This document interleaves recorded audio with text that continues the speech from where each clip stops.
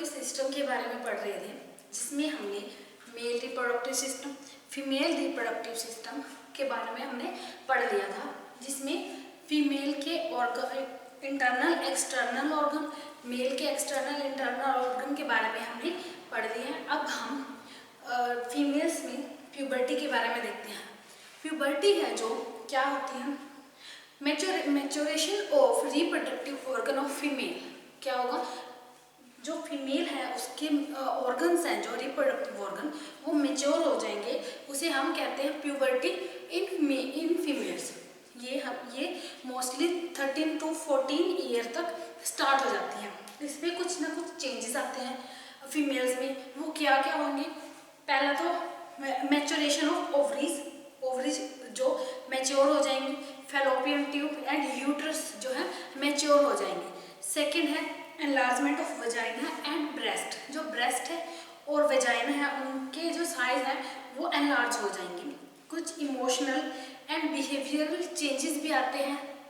Next है जो menstruation की प्रोसेस है वो शुरू हो जाती है। प्यूबस एंड एक्सिलरी हेयर्स है जो वो ग्रो कर जाते हैं। ठीक है, ये सब चेंजेस आते हैं प्यूबर्टी में। अब हम पढ़ेंगे ओवुलेशन।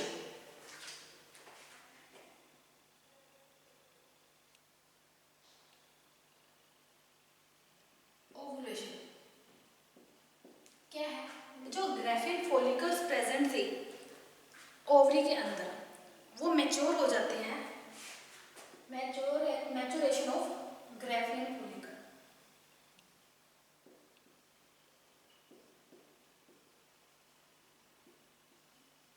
ये देखिए, ये है मैच्योर ग्राफिन फॉलिकल।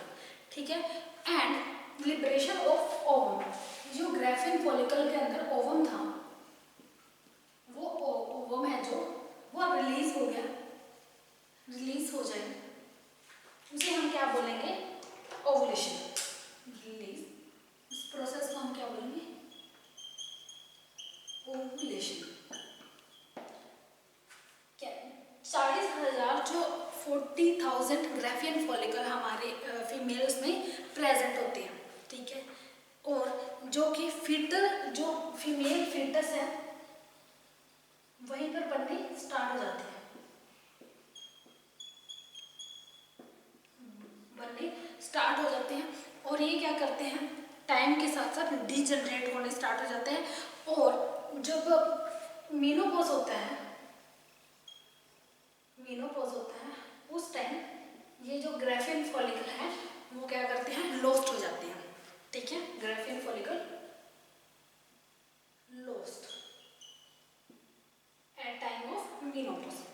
ठीक है, ovulation occur by the rupture of Graafian follicle. Graafian follicle rupture होगा तभी क्या होगा, ओवुलेशन होगी। और इसे कौन स्टिमुलेट करता है, LH हार्मोन।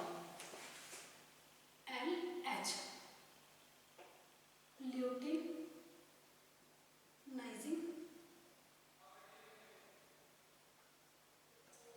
Luteinizing hormone.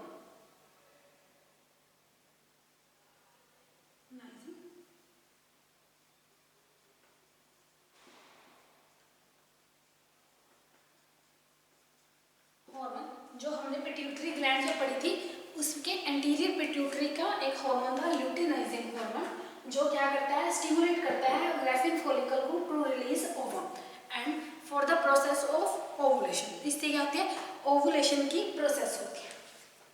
जब ग्राफिन फॉलिकल से ओवम रिलीज हो जाता है तो ये क्या बन जाता है, कॉर्पस ल्यूटियम। ये देखिए, ये कॉर्पस ल्यूटियम है, यहाँ पे मैच्योर ग्राफिन फॉलिकल है, इससे ओवम जो है रिलीज हो गया है। अब क्या बचा है, डीजनरेटेड फॉर्म बची है ग्राफिन फॉलिकल की, जिसे हम कहते हैं कॉर्पस ल्यूटियम। ठीक है, ये क्या है, कॉर्पस ल्यूटियम है। जब अगर pregnancy takes place, then corpus luteum stay in the womb for 5th और 6th मंथ। ठीक है, अगर प्रेगनेंसी होती है तो कॉर्पस ल्यूटियम जो है 5th और 6th मंथ तक वहीं पर स्टे करता है। ठीक है, और अगर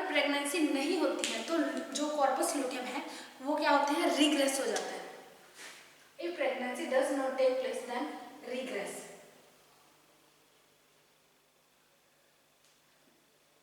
And atrophied.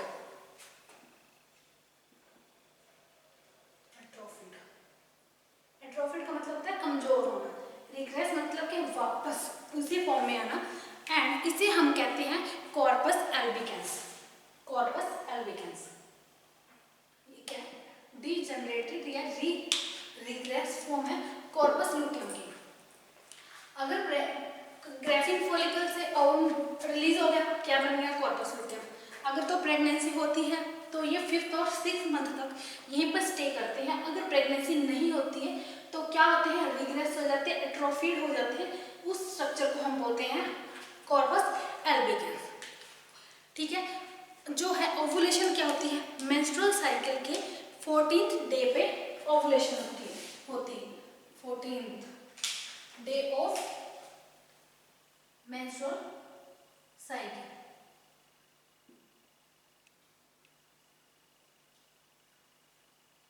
मेंस्ट्रुअल साइकिल के 14वें दिन क्या होती है?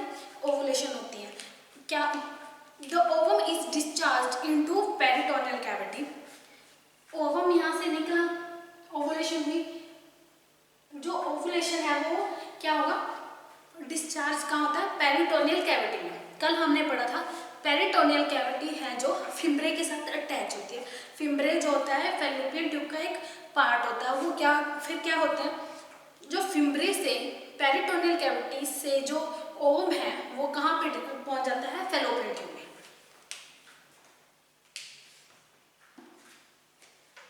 Egg from peritoneal cavity to fallopian tube, ठीक है, बाय फिम्ब्रे। जो एग है वो पेरिटोनियल कैविटी से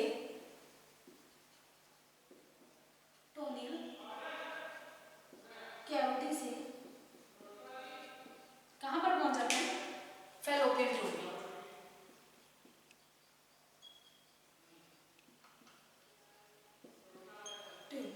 by the action of fimbriae.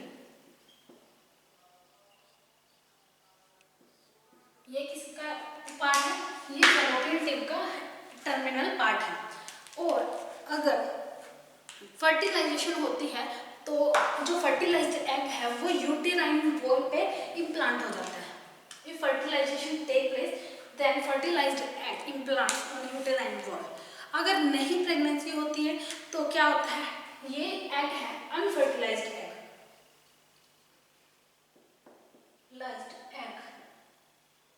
क्या होता है? मेंस्ट्रुअल साइकिल के साथ डिस्चार्ज हो जाता है। डिस्चार्ज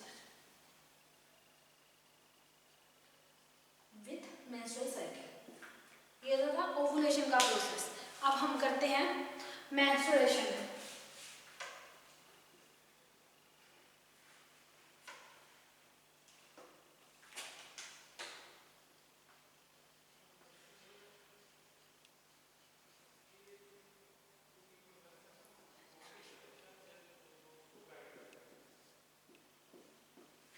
मेंस्ट्रुएशन क्या होता है? Periodic discharge of blood, periodic discharge of blood from uterine cavity. Uterine cavity से पीरियोडिकली जो ब्लड डिस्चार्ज होता है उसे हम कहते हैं मेंस्ट्रुएशन। मेंस्ट्रुएशन क्या है? प्यूबर्टी से स्टार्ट होती है फीमेल्स में and it stop temporarily in pregnancy. Pregnancy में ये क्या होती है? टेम्परेरी स्टॉप हो जाती है।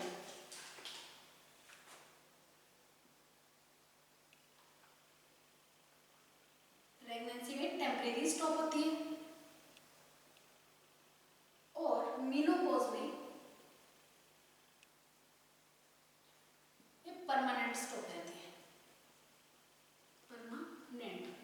मीनो मतलब मेंस्ट्रुअल, पॉज मतलब स्टॉप, पॉज लग गया, मेंस्ट्रुअल साइकिल पर पॉज लग गया, उसे हम कहते हैं मीनोपॉज। मीनोपॉज में ये परमानेंट जो है स्टॉप हो जाती है। ड्यूरिंग मेंस्ट्रुअल साइकिल जो यूटेराइन की एंडोमेट्रियम है वो क्या होती है? शेड होती है। उसमें कुछ चेंजेस आते हैं विद दी चेंजेस इन जो साइक्लिक चेंजेस हैं, मेंस्ट्रुअल साइकिल के साइक्लिक चेंजेस हैं, उनके साथ साथ क्या होता है, जो हमारी एंडोमेट्रियम है उसके साथ कुछ चेंजेस आते हैं। अब मेंस्ट्रुअल साइकिल है जो कि किन किन पार्ट्स में डिवाइडेड है। First one is destructive part phase.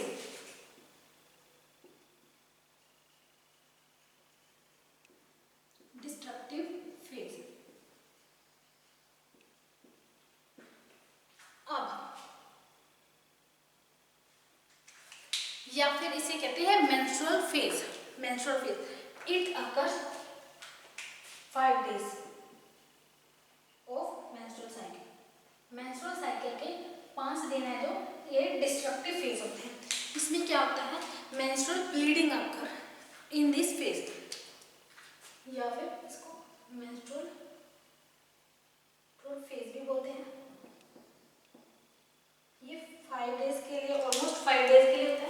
और इसमें क्या होता है, ब्लीडिंग होती है, menstrual bleeding occur in this phase. ठीक है। Next is follicular phase.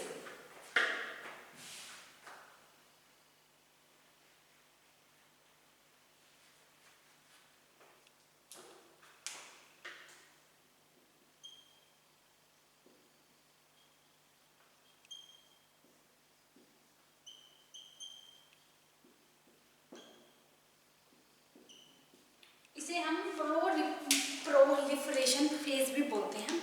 Proliferation phase क्या होता है, इट एक्सटेंड फॉर 9 days।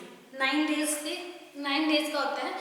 इसमें क्या होता है, जो एंडोमेट्रियम है जिसमें साइक्लिक चेंजेस आए थे, वो क्या करते हैं, अपने आप को रिपेयर करते हैं।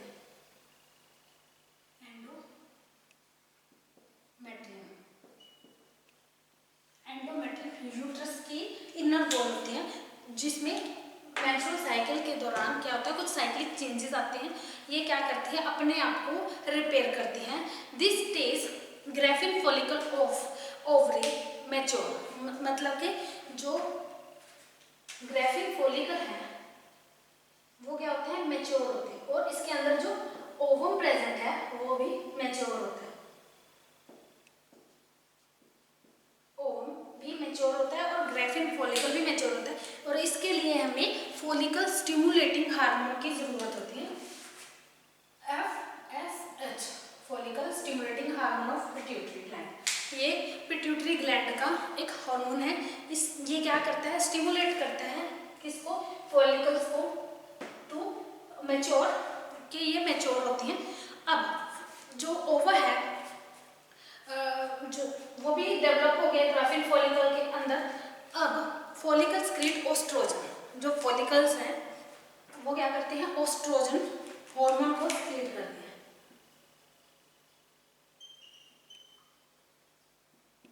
और 14th डे पे ओवुलेशन होती है। और 14th डे ओवुलेशन अकर। ठीक है। 14th डे पर 14th day of menstrual cycle में क्या हुआ, ओवुलेशन हुआ, जिसमें ग्राफिन फॉलिकल है जो रप्चर हो गई, जिसने ओवा को रिलीज किया और ओवा से कॉर्पस ल्यूटियम और कॉर्पस एल्बिकेंस बन गया। ठीक है। ये था फॉलिकुलर फेज। अब है ल्यूटियल फेज।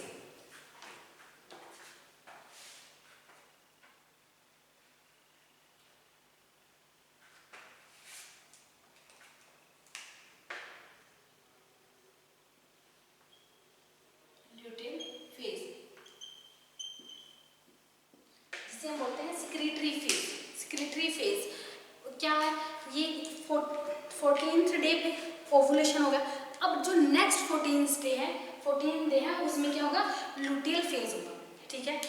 14th डे तक ओवुलेशन होगा, उसके बाद क्या, कौन सा फेज शुरू हो गया, लुटियल फेज। इसमें क्या होगा, during this phase endometrium become thick.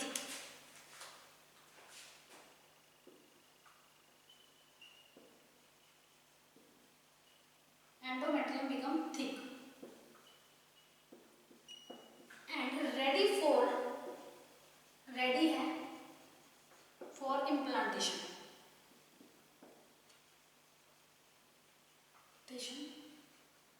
और फर्टिलाइज्ड एग, अगर फर्टिलाइजेशन क्या करती है, थिक हो जाती है और ready for implantation of fertilised egg. ठीक है, फर्टिलाइज्ड एग को इम्प्लांट करने के लिए तैयार होती है।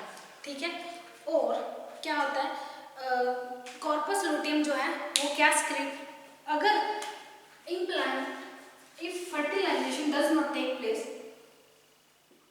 Fertilisation does not take place, then क्या होता है, जो अनफर्टिलाइज्ड एग है वो क्या होगा, डिस्चार्ज हो जाएगा विद मेंस्ट्रुअल साइकिल। ठीक है, मेंस्ट्रुअल साइकिल के साथ डिस्चार्ज हो जाएगा। अगर फर्टिलाइज्ड एग है वो इम्प्लांट होगा और क्या करेगा, प्रोजेस्टेरोन जो हार्मोन है उसमें स्क्रीट करेगा और वो throughout the pregnancy secrete होता रहेगा। If fertilisation takes place, fertilisation होगी, एग बन गया, फर्टिलाइज्ड एग, वो इम्प्लांट हो गया, तो वो क्या करेगा, प्रोजेस्टेरोन हार्मोन है जो वो रिलीज करेगा और ये थ्रू आउट प्रेगनेंसी चलता रहेगा। ठीक है, और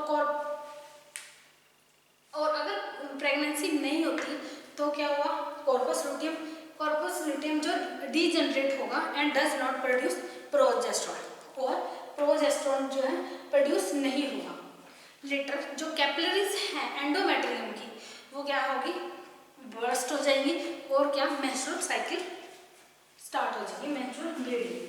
ठीक है, 5 डेज का तो था जो मेंस्ट्रुअल फेज है वो था डिस्ट्रक्टिव फेज। नेक्स्ट 9 डेज तक था फॉलिकुलर फेज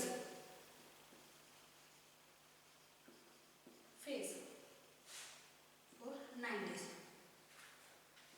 नेक्स्ट क्या है, ल्यूटियल फेज फॉर 14 डेज,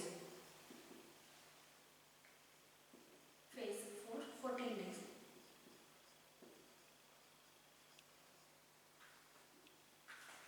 और यहाँ पर क्या होगी, ओवुलेशन ऑन 14th डे। ये था मेंस्ट्रुअल साइकिल। ठीक है, अब हम करते हैं मेनोपॉज।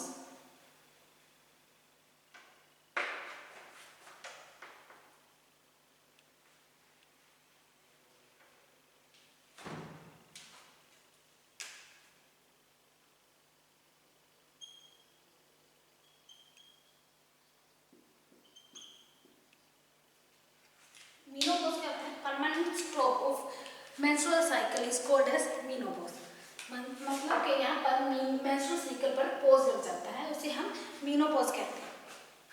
और ये 45 की एज के बाद शुरू होता है, 45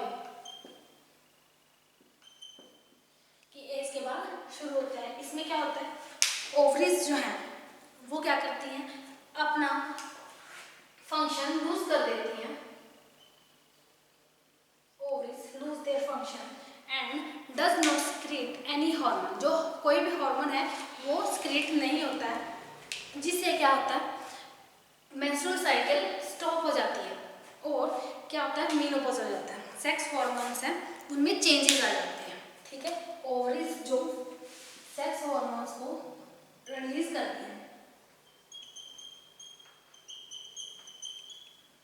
उनमें कुछ ना कुछ चेंजेस आ जाते हैं, जिससे मेंस्ट्रुअल साइकिल पे स्टॉप हो जाता है। जो ओवरी है वो 45 की एज के बाद less responsive to FSH and LH हो जाते हैं। जो फॉलिकल स्टिमुलेटिंग हार्मोन और ल्यूटिनाइजिंग हार्मोन है जो मेंस्ट्रुअल साइकिल के लिए मेन हार्मोन है, वो क्या करती हैं, उनको रिस्पॉन्ड नहीं करती है, जिससे क्या होता है, ये अपने सेक्स हार्मोन्स को स्क्रीट नहीं करती है, जिससे मेनोपॉज होता है।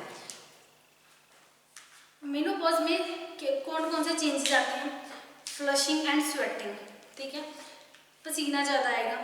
सेकंड, श्रिंकेज ऑफ ब्रेस्ट जो है श्रिंक होनी शुरू हो जाएगी। एट्रोफी ऑफ सेक्स ऑर्गन, जो सेक्स ऑर्गन्स हैं वो क्या होंगे, वो कमज़ोर हो जाएंगे। And episodes of uncharacteristic behaviour, मतलब कि अनकैरेक्टरिस्टिक जो बिहेवियर है वो दिखने शुरू हो जाएंगे। ठीक है, ये था मेनोपॉज के बारे में।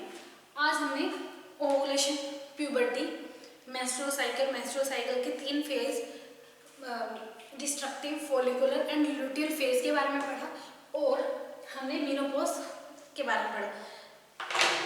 तो इसके साथ ही हमारा रिप्रोडक्टिव सिस्टम का जो चैप्टर है वो एंड हो गया। Thank you so much.